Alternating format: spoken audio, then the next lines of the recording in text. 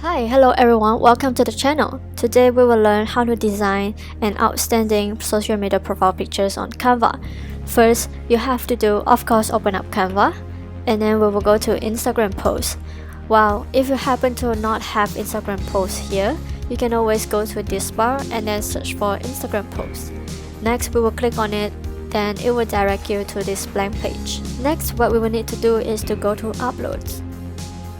Now, what you will have to take note is that if you are already a premium member on Canva, you can straight away upload your profile pictures here and then click on it, enlarge it a bit, go to effects, and click on background removal.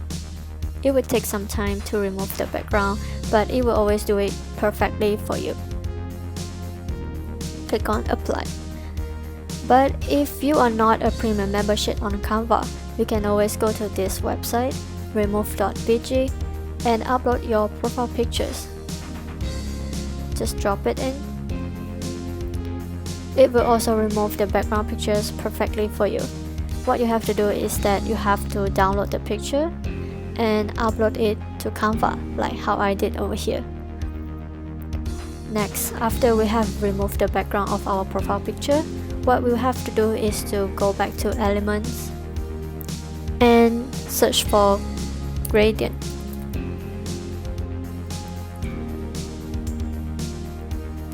Now here you can choose any background pictures that you would like.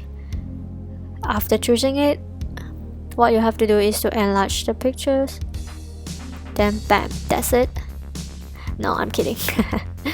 And we have to go back to elements, go to circle, select this,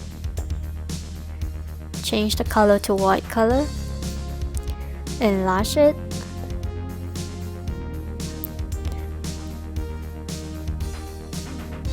alright.